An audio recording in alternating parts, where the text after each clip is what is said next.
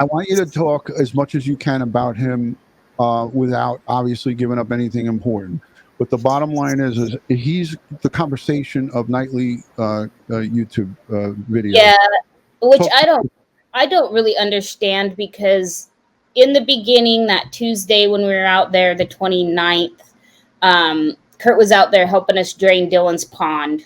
That Mhm. was also the night that after he left, and it started out with the person had called him and said he gave Chase a ride out there, and then Dylan was being held hostage, and it was, I mean, we had 6 Elko deputies out there. They didn't have a clue what was going on. It was just a big mess, and we trying to figure out.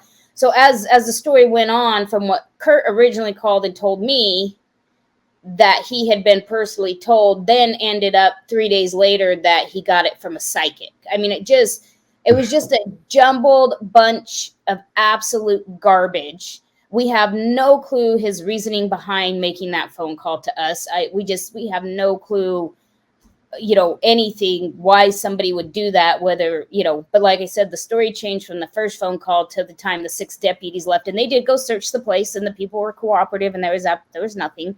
Where we're at with Kurt is, once again, he was never called a suspect. He was never called a person of interest. They did speak with him. They spoke with his family about the last time they'd seen Dylan to try to clear up, was it Friday or not? Other than that, that's all the involvement that Kurt has had. And now Kurt's turned to the YouTube world, and he's going on all the time. And I have no clue why. And I've listened to one of them. I've listened to tidbits that people send me to say, hey, listen to this. And, he says about Dylan, like we all do, he was a hardworking kid. He was a farmer. He would come in here to eat. Nothing that has led them to say he's a suspect or person of interest that we are aware of or that has been released. So, and you'll notice nothing's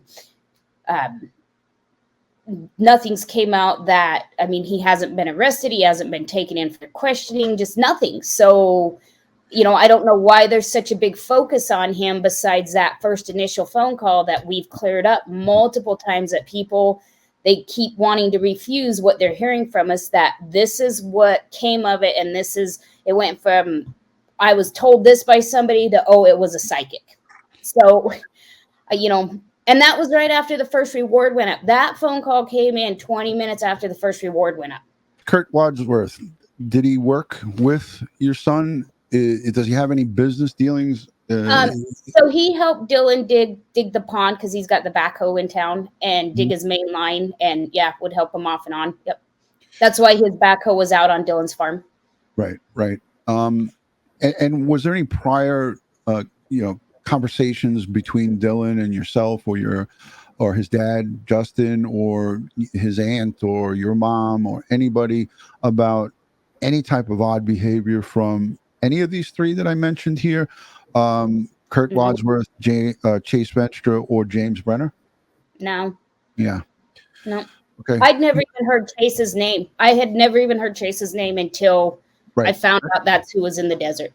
Let's get to the main suspect, James Brenner. I know this is maybe a sore spot, and however much you want to talk about it, however little you want to talk about it, but I want to bring up a few things. We talked about James Brenner in the past when you were here live with us, and this guy has a violent history. He's got a violent history with not only people in the community, his criminal record. I looked at it myself, but was there ever any time that this guy was made threats of violence or was acting in a threatening manner to any of your family or extended family? And we always thought he was an odd guy, but you live out in the middle of the desert.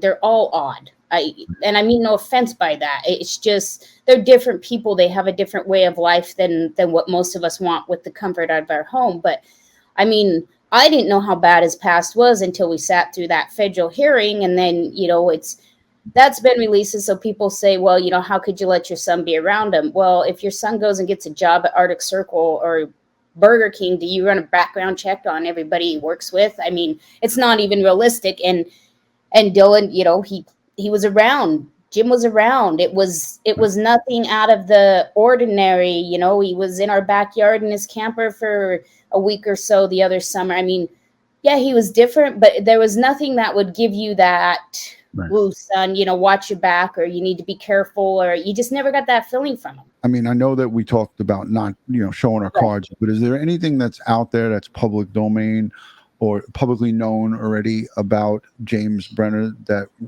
we might need to, talk about here in regards to Dylan? There's a lot in the case towards him we cannot release, but when you look back from the very beginning, for the people that have been following him, for those who haven't, everything ended.